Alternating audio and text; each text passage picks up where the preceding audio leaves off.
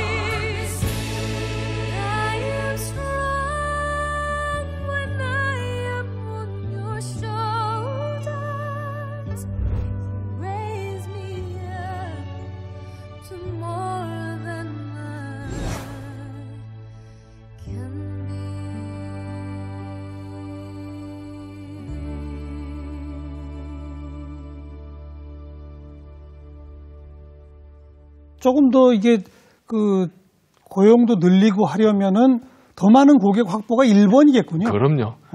고객이 많아진다면 저희는 사회적 협동조합이기 때문에 이익이 나면 고용, 그다음에 재투자, 그다음에 직원의 처우 이것에 다 쓰게끔 돼 있고 지분을 나눠 갖거나 이런 거는 저희는 없습니다. 그렇죠. 이익이 나도. 그렇기 때문에 이제 고객들이 많아지면 많아질수록 청각장애인들이 일하는 사원으로 변화한다는 거죠. 이제 우리 전 대표 개인 이야기를 좀 들어보겠는데 아까 이렇게 불쑥불쑥 언급하신 것들 가운데 궁금한 게 있어요. 먼저 중도의 장애를 갖게 됐다. 그다음에 뭐 장애인 복지관 대표도 하셨다. 뭐 방송국 리포터도 하셨다. 이거 하나하나가 다 궁금한데 언제부터 시각장애가 오시기 시작한 거예요? 저희가 이제 가족력이 눈이 그렇게 썩 좋은 가족은 아니었어요. 이제 그래도 뭐 꽤 이제 자전거도 타고 학교 공부도 충분히 할 수 있었는데 중학교 들어서면서 눈이 점점 안 보이기 시작하더니 칠판글씨 안 보이고 사람 못 알아보고 어른들한테 지나가면서 인사하는 핀잔을 듣고 이렇게 되면서 눈이 나빠졌구나. 그리고 이거는 안 되겠구나. 그래서 이제 병원을 갔는데 의사 선생님이 저 정도면 공부를 중학교 2학년인데 공부를 못 따라가니까 초등학교 6학년으로 맹학교로 전학을 시키라 이런 얘기를 해서 아버지하고 둘이 병원을 갔다가 그냥 나왔어요. 자존심이 상해서. 예. 그래도 공부를 제가 상위권에서 했었거든요. 예. 못 따라간다고 그래서. 그래서 이제 그때 이제 장애를 입게 되면서 굉장히 생활이 많이 바뀌었고 가장 어려웠던 게 갖고 있었던 꿈이 여러 개가 있었어요. 무슨 뭐 해보고 싶은 게 되게 많았었는데 뭐예요?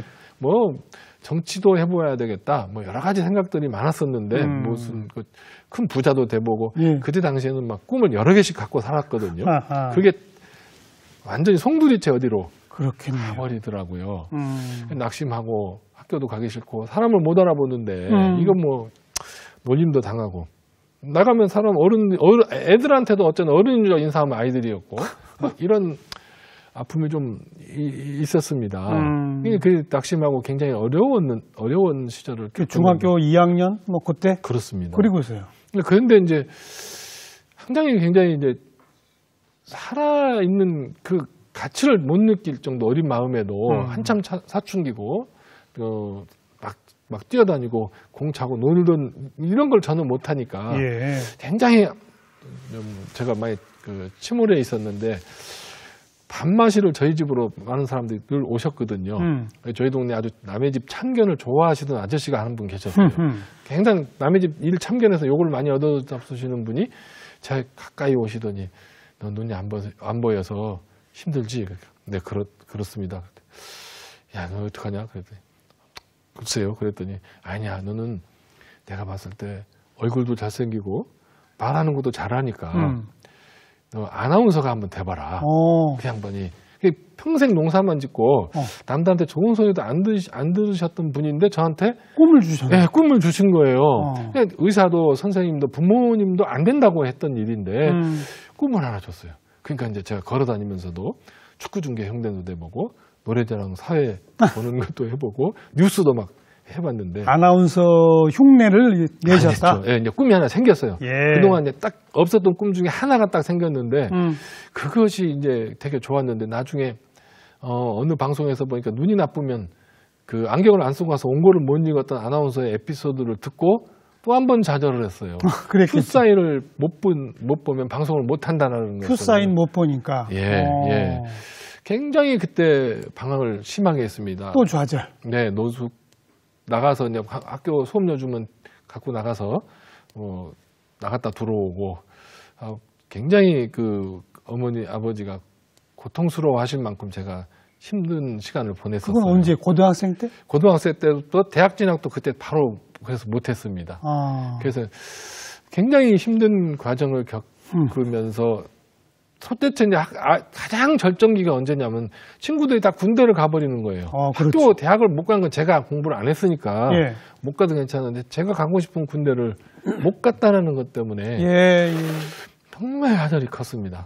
그래서 이제 맨날 영등포역에서 지차 타고 부산 진역까지 완행열차 타고 아니면 여기서 막 지금 노숙하시는 분들은 조금 더 신사적으로 하는데 제가 한 보름을 해봤는데요.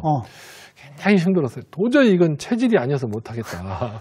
그냥 정말 그때는 마구잡이로 방황을 하신 거구나. 그럼요. 서울역에서 부산까지 기차 타고 그냥 괜히 가는 거예요? 네, 막 갔다가 표 받으러 화장실로 숨었다가 다시 나오고 이런 일을 반복하다가 결국 어느 날 아침에 이제 도저히 지쳐서 집으로 내려갈 생각을 가지고 있었는데 어느 분이 저를 치더라고요. 아침에 횡단보도 앞에 서 있었는데 누군가? 그랬더니 이분이 저와 같은 신세였어요.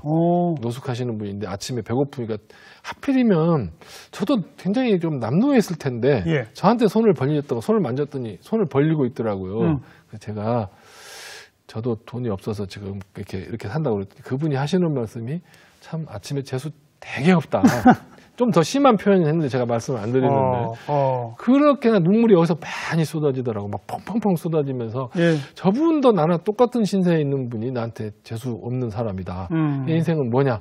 전봇대를 붙잡고 한참을 울고 나 보니까 제가 느껴지는 게 눈 하나만 고장났지 나머지는 건강하지 않느냐. 다시 세상을 다시 살아볼 필요가 있지 않겠느냐. 그래서 고향에 내려와서 다시 가다듬고. 고향이 어디시죠? 전라북도 고창이 제 고향입니다. 거기 가서 이제 사회치 운동도 좀 눈 안 보여도 같이 따라다니면서 하고. 그러다가 이제 84년도에 시각장애인으로서 재활훈련을 본격적으로 받기 시작을 했고 그러다가 이제 자원봉사 그 단체에서 일을 하게 됐어요. 네, 네. 그런데 이제 그때 당시 시각장애인들이 그 캠프를 아무데나 못 갔었거든요. 그 물가로 캠프를 가자 제가 주장했더니 사람들이 다 반대를 해요. 위험하다. 예, 예. 그래서 자원봉사자들 1대1로 붙이면 되지 않느냐. 그러면 물가로 간다고 그러니까 시각장애인들이 좋아서 한 40명이 간다고 그랬는데 자원봉사는 10명밖에 없어서 방송국에다가 엽서를 보냈어요. CBS에다가 우리 자원봉사 모집을 해달라 그랬더니 PD가 시각장애인들은 물가를 간다고? 그러면 나와서 설명을 해봐라. 시각장애인이 물가에 가는데 네. 1대1로 도와줄 자원봉사가 필요하다. 네. 그거를 방송에서 직접 한번 해봐라. 그랬었죠. 그랬더니 방송에 갔는데 4시 방송인데 3시 15분까지 오라고 그러더라고요. 예, 예. 근데 종로 5가 가서 한참을 헤맸어요. 그래서 방송을 못 찾아 결국 45분에 갔는데 PD가 안절부절을 못 하시더라고요. 그랬더니 그 원고를 내놓으라고 하더라고요. 네. 근데 머릿속에 원고가 있습니다. 예. 또 한 번 놀라신 거예요. 만약에 제가 3시 15분에 이대로 갔으면 연사를 바꿨을 거예요. 출연자를. 근데 임박해서 갔기 때문에 바꾸지도 못하고 예. 그때 당시에 윤영주 선생님이 아마 진행을 했을 때예요. 들어가서 또 잘하라고 15분 잡아놨으니까 예. 방송 잘해야 된다고 예. 그 PD가 아주 그냥 근심하면서 저를 들여보냈는데 15분 동안 아주 방송을 잘했던 모양이에요. 원고도 없이. 네. 예. 그런데 우리 그 캠프 가는 얘기도 하고 아주 즐겁게 얘기를 하고 나왔더니 말재주가 있으시네.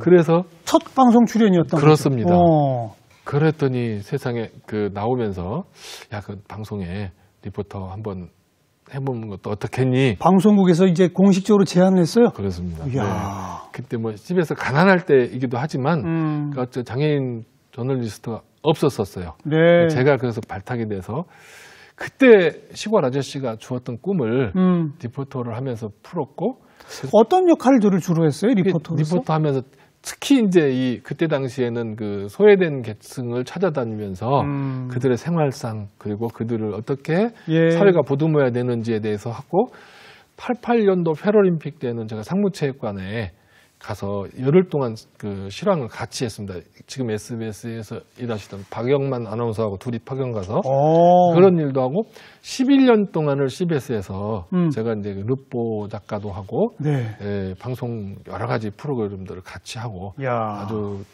그 아저씨가 준 꿈을 그렇군요. 톡톡히 이루었고 그 구두 재창업할 때까지 KBS 그 방송을 주고 제가 KBS의 장애인 채널이 또 있지 않습니까? 네. 거기 제가 고정 그 패널로서 네. 계속 주간마다 그렇게 일하면서 방송을 했었습니다.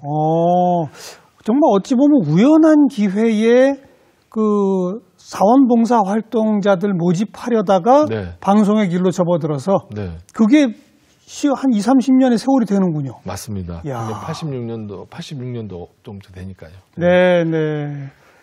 또 중간에 말씀하신 장애인 복지관장은 뭐예요? 이제 그게 이제 방송을 한참 재밌게 이제 그 교통방송의 생활체육 프로까지도 제가 눈이 안 보여도 해보라고 그래서 선배가 시켜서 예. 한참 주간에 재밌게 하고 있었는데 분당에 사는 친구가 그 장애인 일터를 만들려고 하는데 동네 사람들이 집을 못 짓게 한다는 거예요. 네. 거기 갔다가 보니까 정말 몇 채 안 되는 저택 옆에 그 터를 잡았는데 그걸 못 짓게 하는 바람에 몇 년 동안 풀이 이렇게 자라 있더라고요. 이걸 왜 못하냐. 근데 뭐 하려고 다시 한번 물었어요. 그랬더니 일자리를 만들겠다고 해서 예. 바로 방송을 내려놓고 이건 내가 한번 해보겠다고.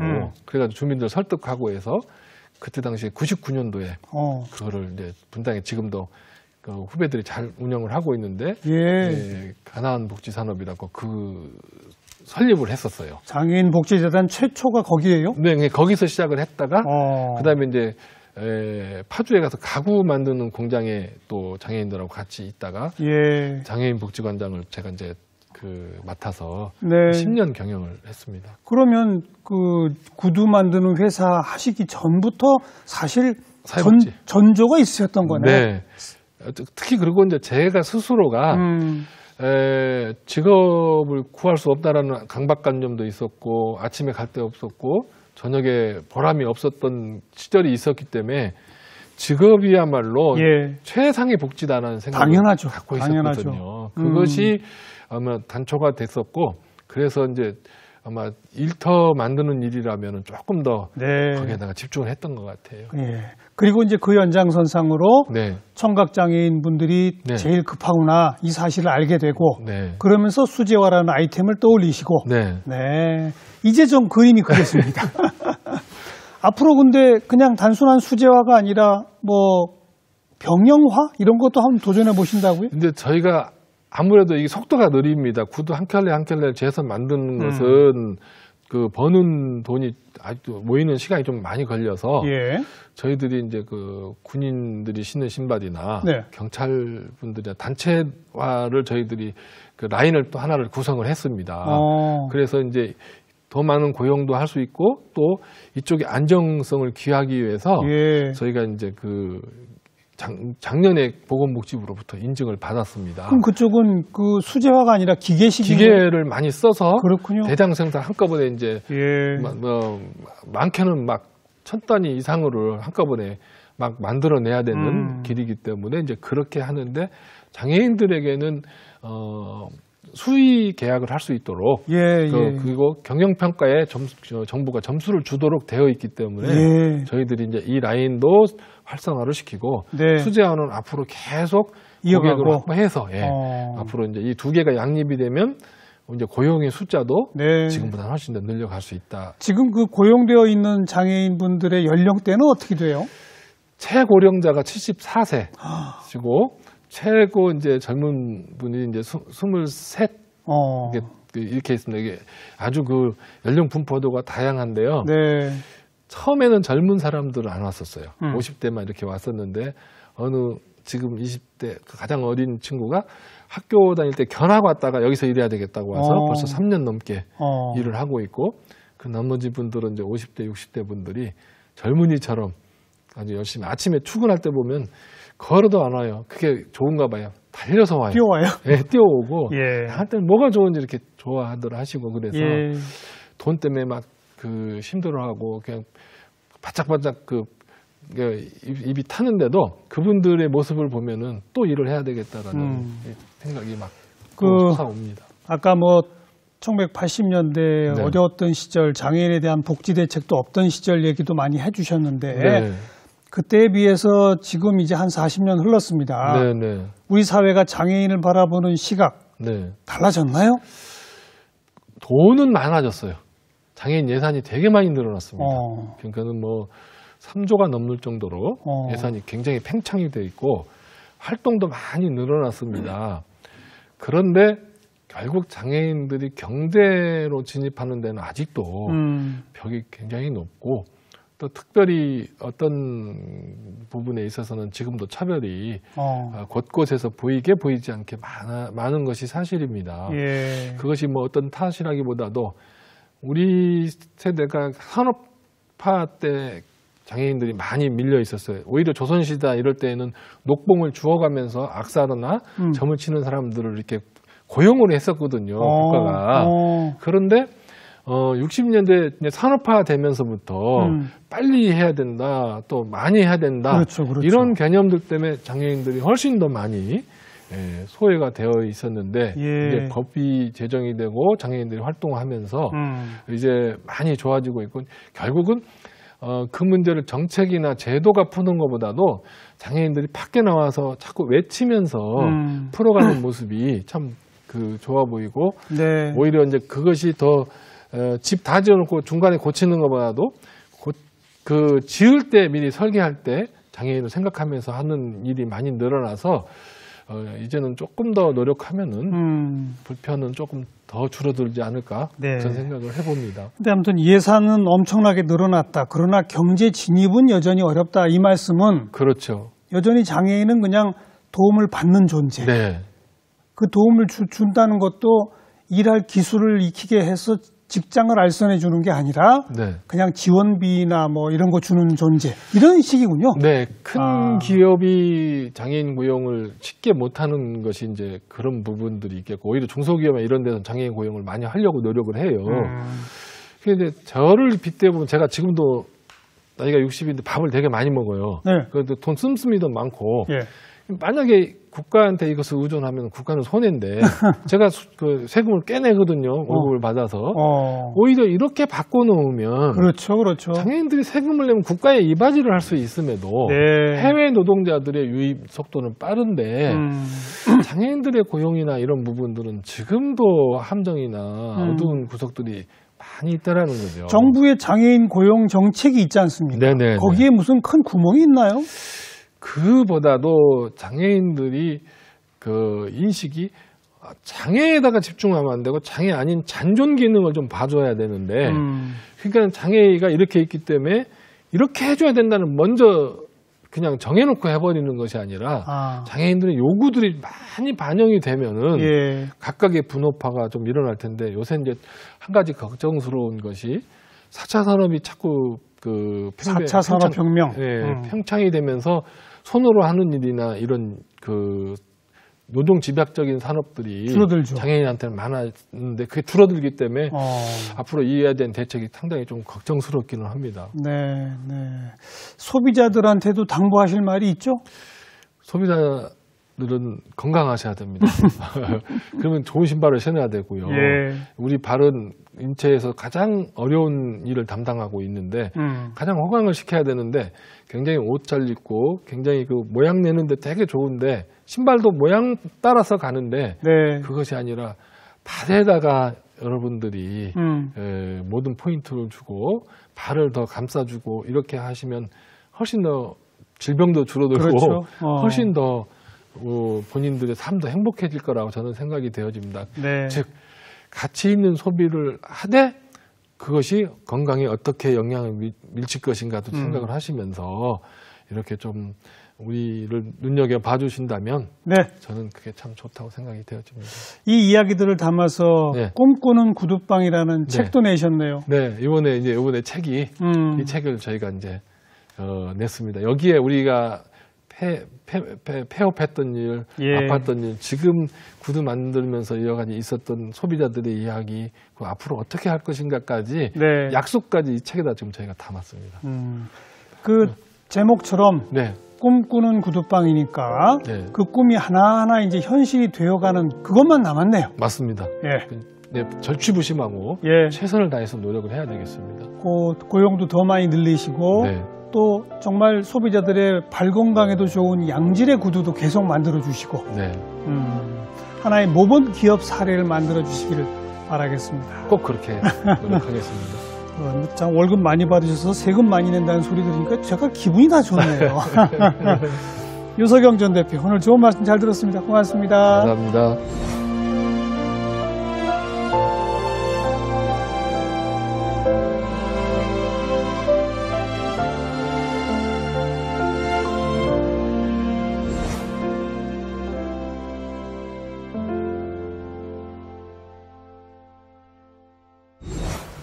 장애인 복지의 최우선은 일자리다. 그렇습니다. 장애인들에게도 잔존 기능이 분명히 있죠. 그 기능을 잘 살리도록 하는 일자리 함께 고민해야 할 것 같습니다. 다음 시간 또 뵙죠. 안녕히 계십시오.